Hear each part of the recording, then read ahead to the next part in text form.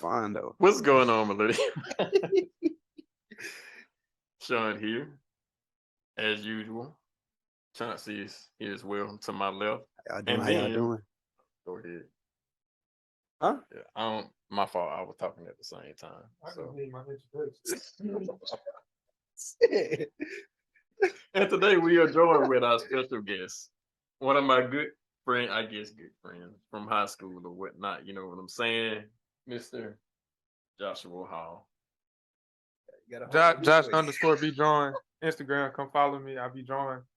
Obviously. He do be drawing. He's we'll the one put his that stuff. actually did our artwork. He's pretty solid. Yeah, we're gonna put this stuff in the description and whatnot. You know, we're gonna link our guy. Get at this guy. He's really nice at it. He did our artwork, just to let y'all know. Yes, sir. All y'all that been saying is cute and all this stuff. He did. This guy right here did it. That's the man. All right.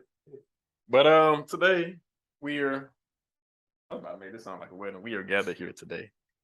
See, Just for another episode of the podcast, you know. Chauncey, you say so. I feel like I've been talking over everybody. I apologize. I don't even know what it is. I'm just going up the door. But you know, I hope y'all have had a blessed and wonderful Saturday so far, or whenever y'all are looking at this. We recording this on Saturday, that's why I say Saturday. Right. But yeah, I just really Whatever hope y'all day been having a it is, good day listen. so far, you know.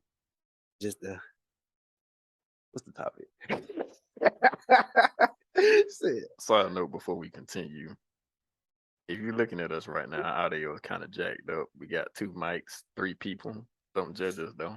It's a work in progress. If you got any tips, please let us know because we kind of confused. So for God, because y'all don't even know how long it took us to get the 2 mics set up, let alone. We thought it was simple. We've been trying to do this for 2 hours now.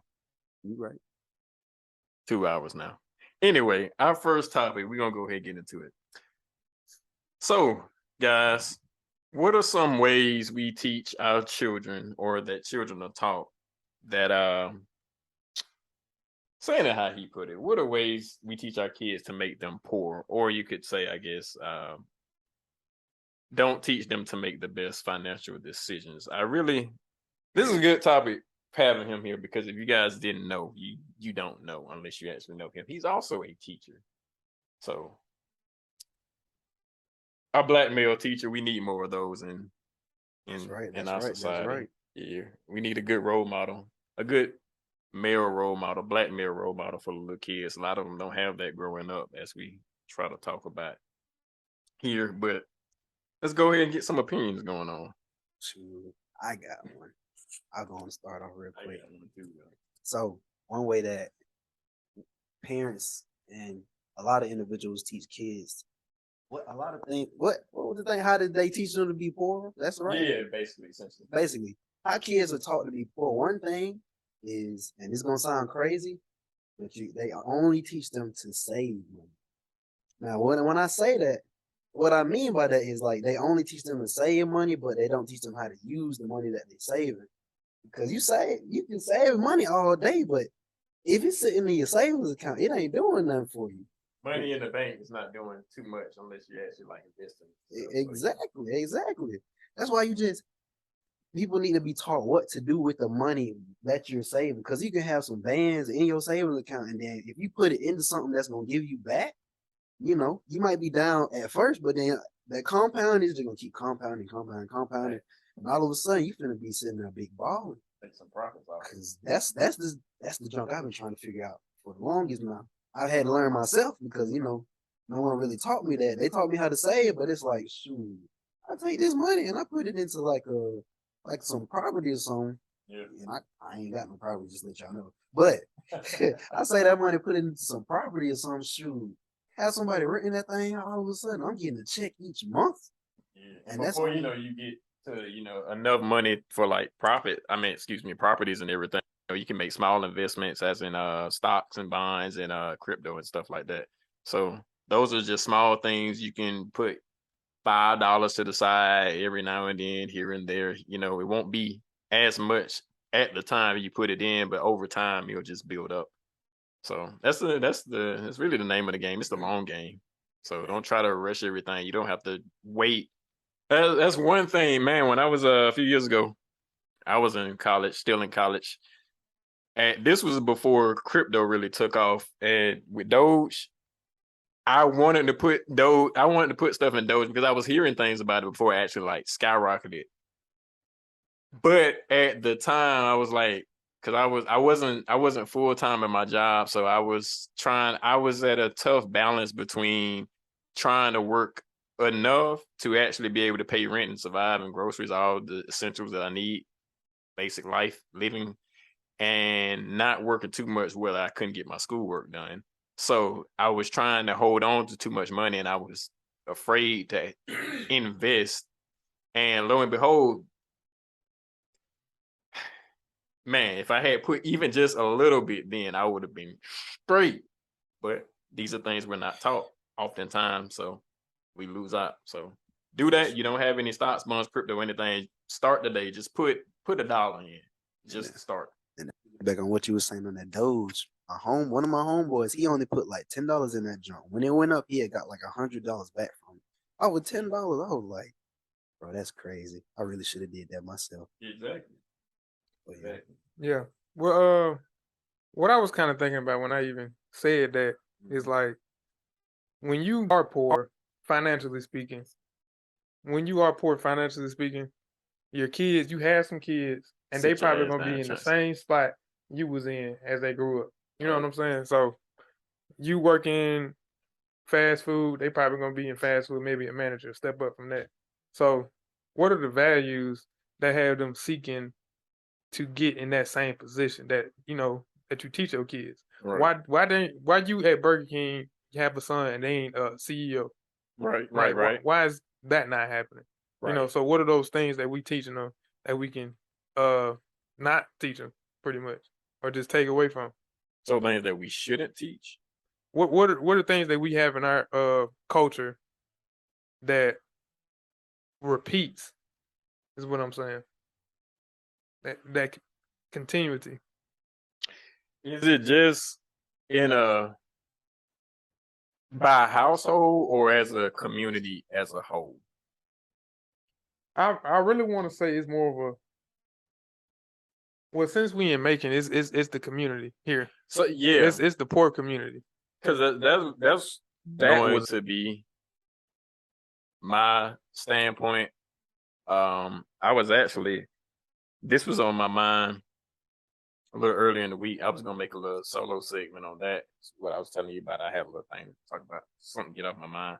It's like concept of generational wealth, and if we get all in depth to it today, then fine. If not, then I'll touch on it when I do my little thing. But the concept of like generational wealth, like they say, it really takes a community, and a lot of times, since it starts with slavery. That's why you see a lot of other races, they perform so much better than us, because when we were separated from our homeland, we were separated, and that broke apart our culture and community. And without things like that to actually like relate on, we're really like a broken people. That's why when you see like Asians or the Latinx community, when they come over here and they get their businesses going, see, they still have their culture, all their beliefs. Those things still hold them together, and they do everything together. They do things as families, so that expedites the process. With us, we don't really do things together. What we'll do, we all try to get it out of the mud, and eventually somebody may make it, but they never put anybody else on. What are our 3 values, like, that anybody would share in our community? What would you say?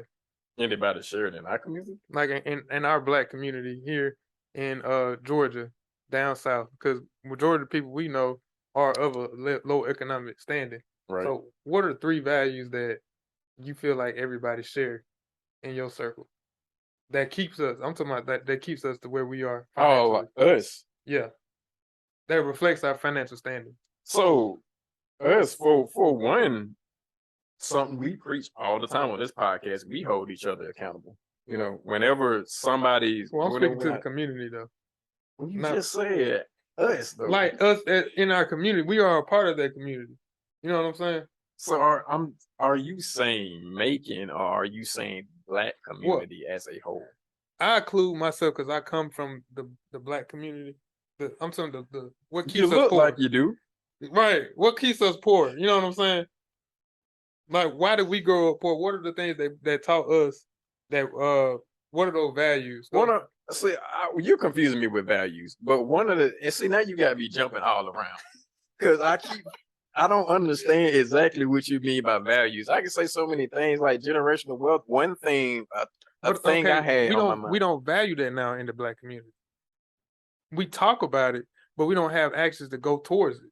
But see, that's what I was just talking about. That I'm saying, where are we now? We got to figure out where we are now before we try to go somewhere else. So where are we now?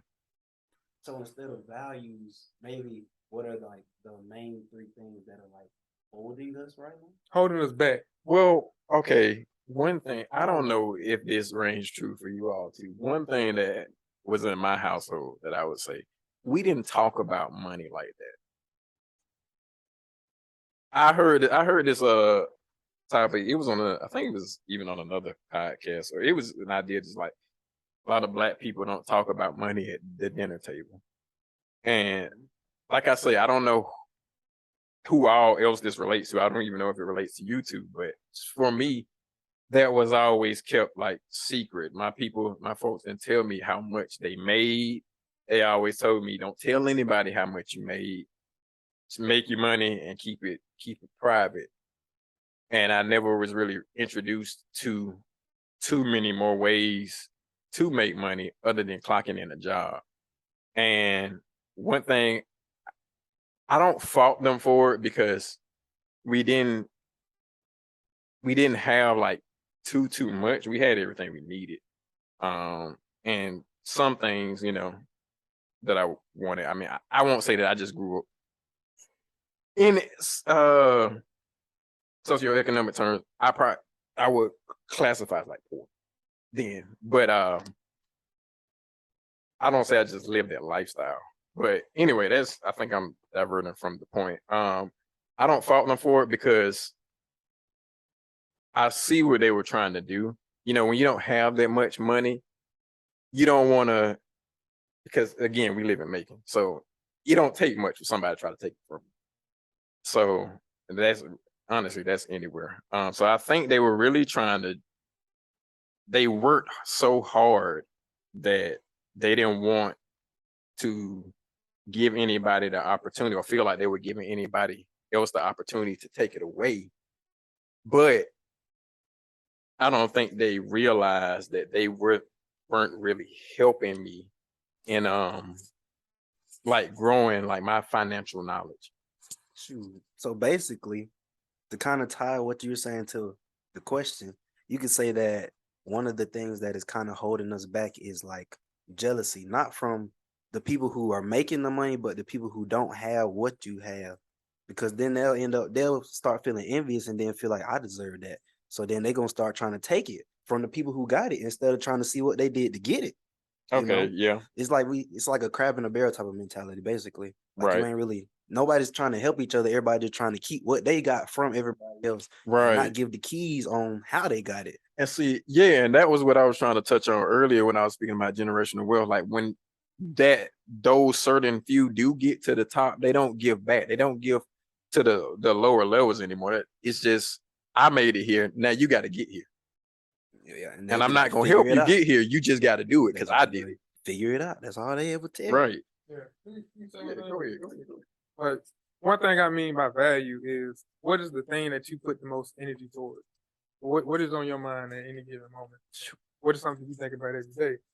And when I look at some of my students, they think about material things, they think about money, they think about what other people think about that.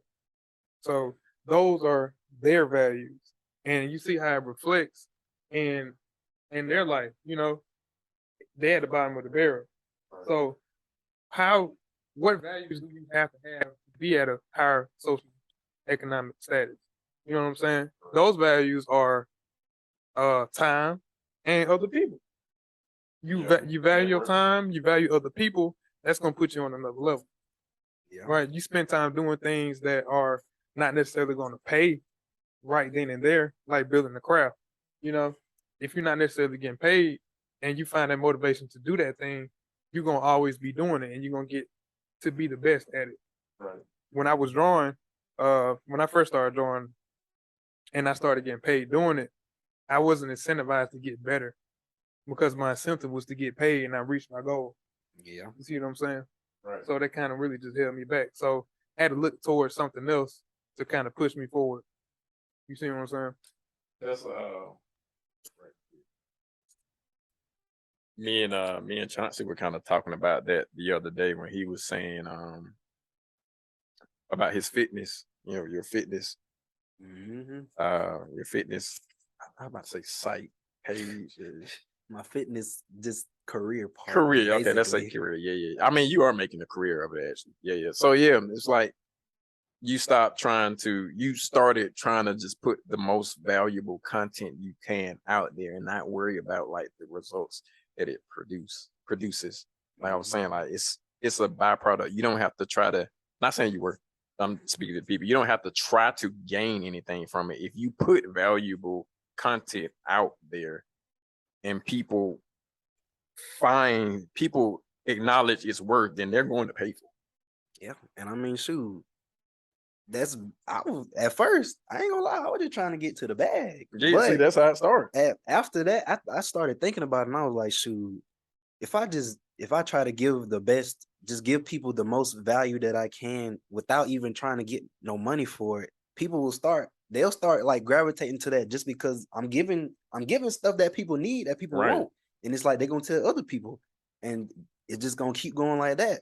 I did the same thing with my clients. Like I stopped trying to just have so many like hella clients and just right now, like literally right now, because I just came to this conclusion like the past few weeks. I was like, I really should just try to just give them the best service that I can give them right now, and then other stuff will come from that instead of just sitting there trying to sell everybody that I see in the gym. Right. Because you know you can sell like hella people and you'll have hella money coming in, but it's like they ain't gonna stay. And a lot of times, a lot of them folks ain't even really making too much of a difference in those people's lives, and they be talking about it. Yeah, so that ends up coming back to you. You get a bad reputation because you ain't really giving them nothing. Like like some of them they be saying, some of them be talking to the front desk and they be telling them like, oh, I'm not finna keep wasting my money on this. I could do this junk myself. Right. You know, so it's like at a certain point, it's like the value that they're giving stops, and I don't want that to be me. Right. So I was like, you know, I really should just really try to push more on this, like what I'm giving them, make sure it's the best quality I can give them, and then whatever else comes from it, it just comes in that way.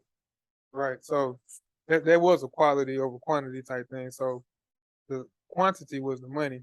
Yeah. The less time you spent on that, your quality increased. Yeah. And that's what I'm saying. As far as if you value the quality of time and other people and uplift them, money is going to come. Exactly. There's plenty of examples of that. Yeah. It's not one rich person out here that hasn't valued other people. It probably it's some exceptions. Yeah, but eventually it comes crumbling down. You know, Mr. B's one of them. He just give his money away. Right. Sure do. Real estate people, they try to give you a good value on the house and sell it to you. You know what I'm saying? If they would just worry about the money, then they wouldn't have long lasting customers. Exactly. That's the point. Right. Yeah, your fruit is a byproduct of your labor. Is everything good? Technical difficulties. We apologize. We're back. We're gonna cut that part out anyway. Yeah, your fruit is a byproduct of your labor. That kind of transitions to another point I wanted to make. I really forgot now. What we just saying? I can mention something about crypto. Oh, go ahead. Yeah, you remember? It's not enough to invest, in my opinion. It's not enough to say, because those values translate in the market as well. Yeah. Like if you value money, you're gonna lose all of it in the market. That is true. You know, you have to like separate yourself from that fear and that greed to be able to get into the market and consistently make money, right? Because you're not going to see the opportunities if you just worry about, oh, gonna try to catch, Dogecoin. Like, yeah, that's impossible. it really is, Can't do this.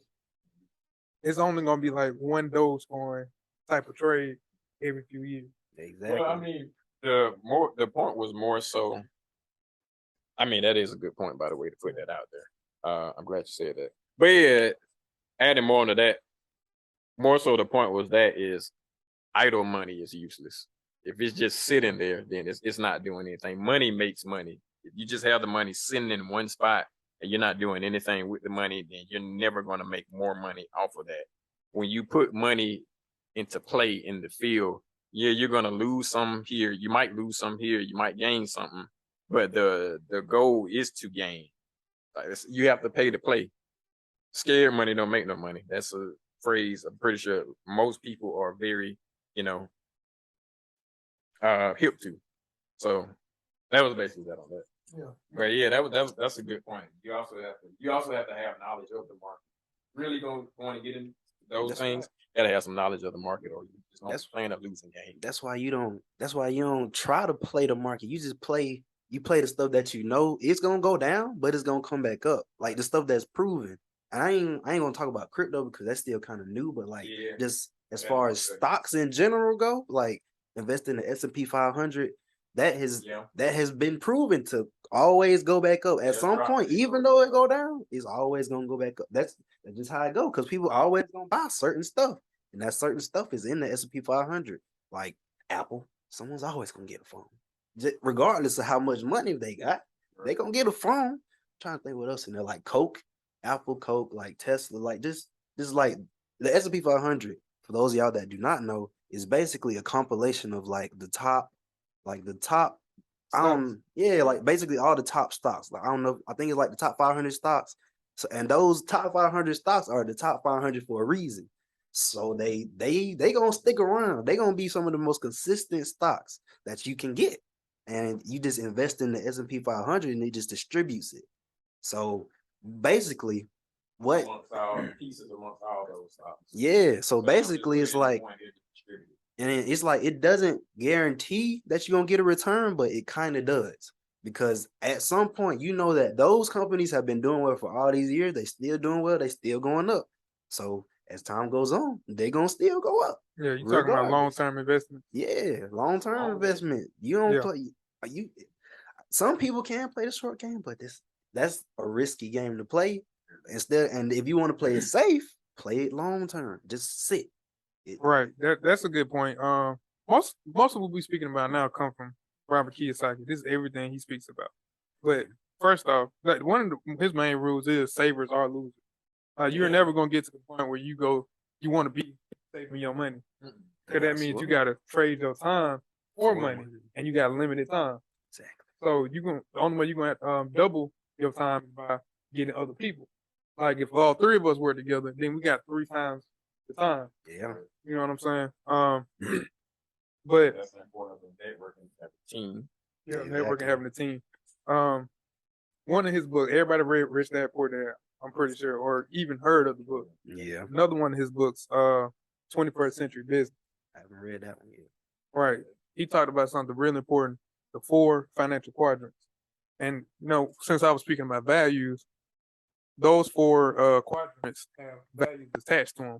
So the main values that people that we know have, because they work jobs, are employers.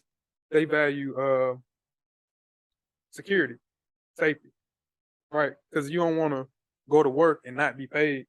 Right. You know what I'm saying? You don't want to invest your time into something and not get your returns.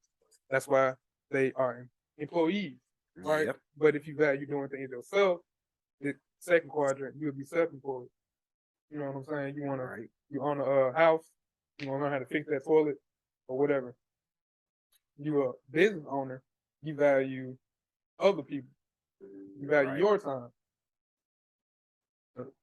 Battery saver. It's getting tired. It's battery saver. So I'm like, Got it. hey. We'll figure it out. Right. You find those 20%. Right. So that's great. Hey. That's why we got to break that bitch up. Yeah.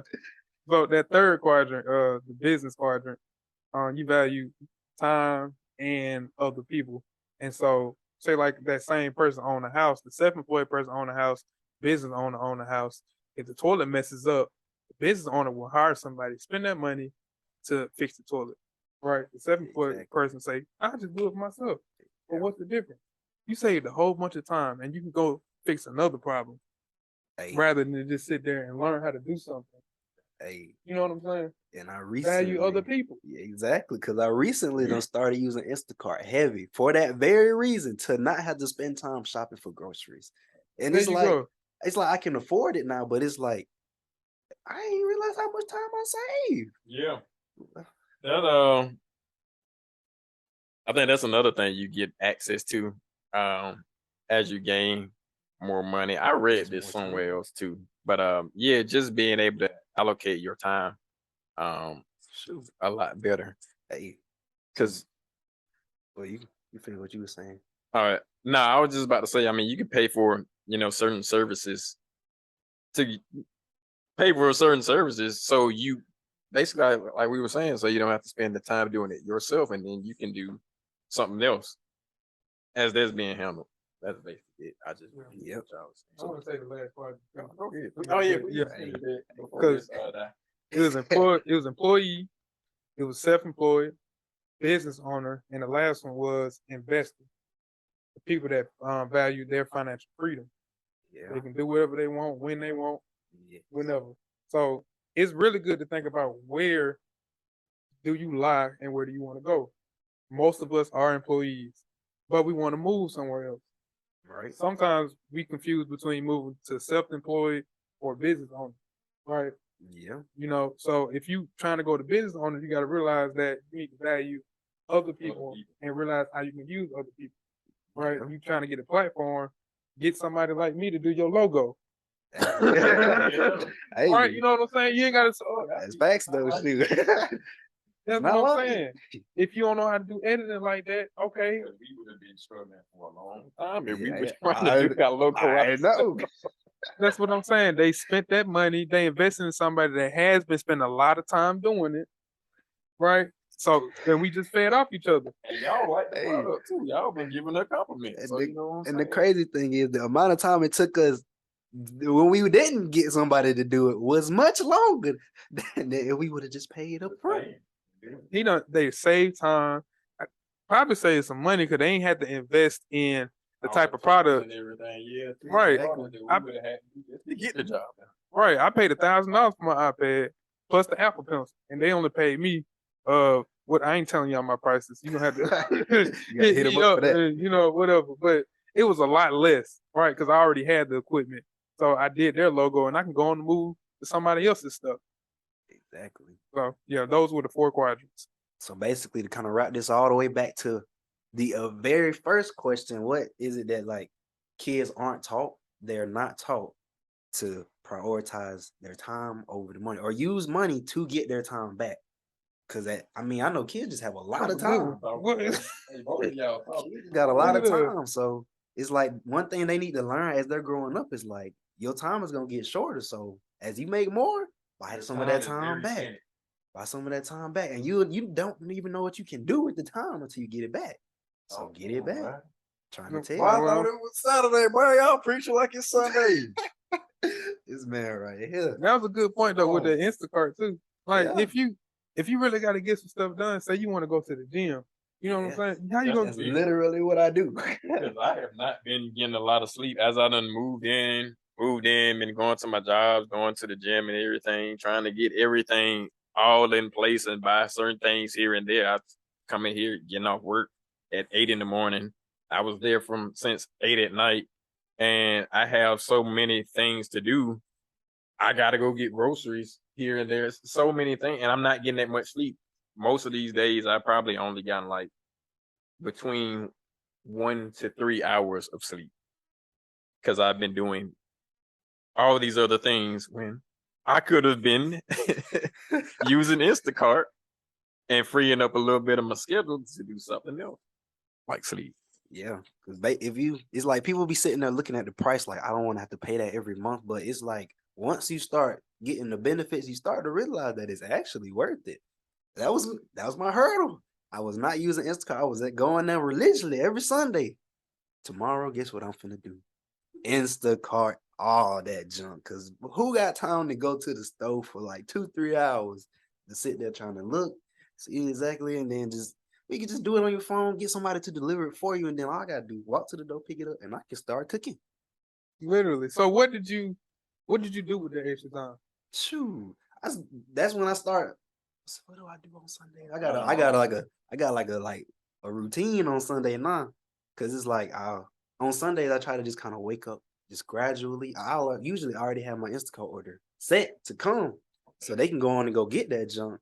So I don't gotta like wake up early to try to beat the crowd to the store, because Sundays after church they finna be in there deep. All in there with the suits and the church hats and everything. Exactly. So it's like I can just kind of wake up gradually. I can kind of ease into the morning. I can kind of get my week schedule-ish together, because my schedule be kind of bouncy here and now. Yeah. Get a little bit of my little coursework. I ain't gonna tell y'all what I'm doing the course on yet, but just do my little coursework and stuff like that.